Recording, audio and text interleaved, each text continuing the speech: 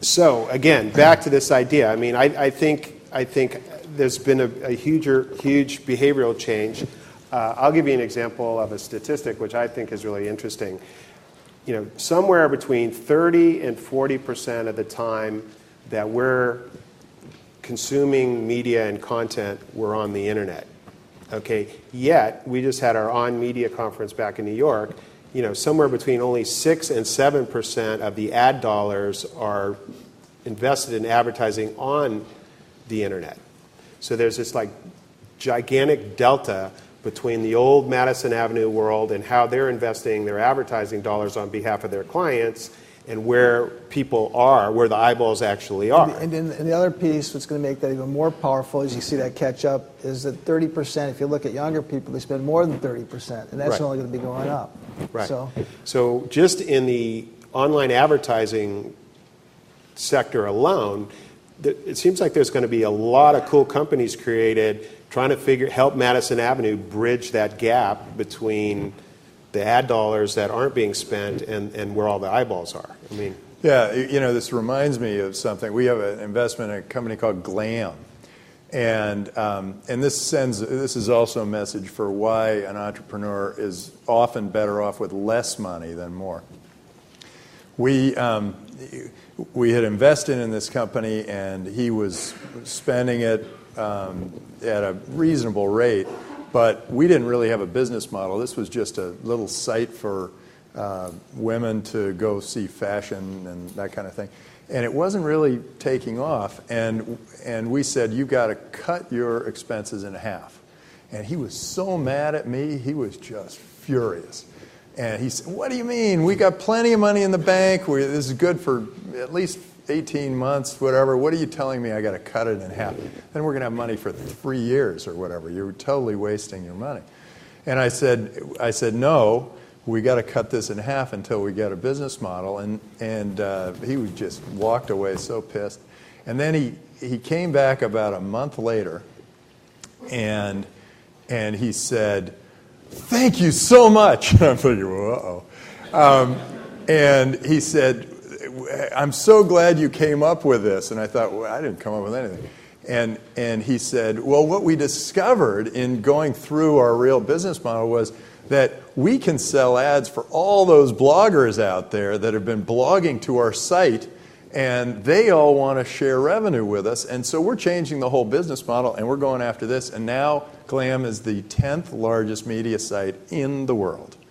And it came from nowhere. It came from just, forced less money.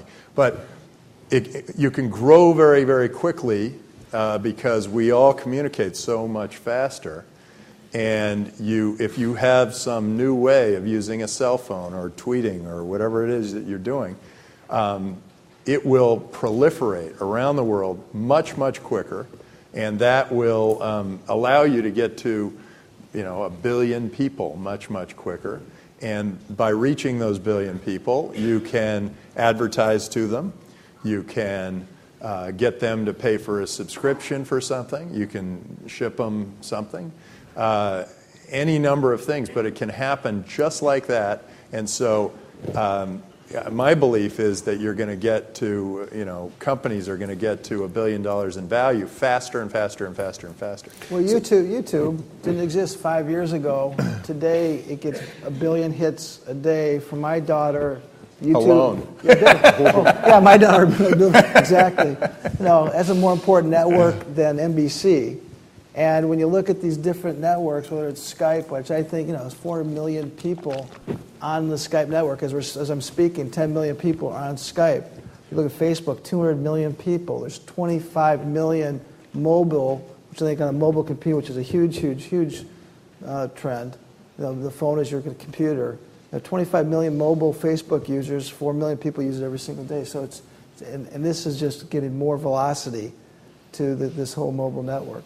Yeah, one interesting statistic that I looked at was if you look at the top 10 websites in 2005 versus the top 10 websites today, there are 5 new brands that are on that. So that means just in the last 3.5 years, 5 companies by the way, all of which were instant messaging generated driven brands, replaced 5 big, large brands like MSN fell off the list, eBay fell off the list. So again, I think that just is a great illustration of opportunity.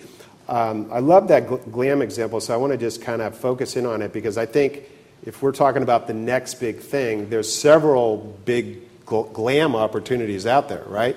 So what exactly happened? So you had Glam, they were creating their own content, trying to be their own site, but then you told them to cut in half, so then that forced them to go and aggregate other blogs, like glamour blogs, into their site, and they said, hey, if you do that on our site, we'll sell the ads and then we'll share the revenue with you? Is that the business model? Yeah, and then of course they moved from fashion to beauty to I don't know, gardening, whatever, health, and now they've got a men's site that's brash, and they call it brash, and it's the same kind of thing, sports, whatever, and so they're covering all these categories. All these bloggers get a great deal.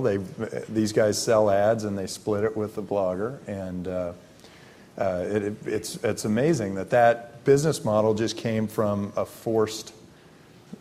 forcing people to get sort of creative on the thing. So in theory, you could go over to the Stanford bookshop and stand in front of the magazine rack, right, and say there's a glam opportunity behind every brand. Yeah. Right? Yeah, absolutely. Because if you believe Mark Andreessen, there will be no magazine rack in about 3 years, because there will be no more print, which will be not very exciting.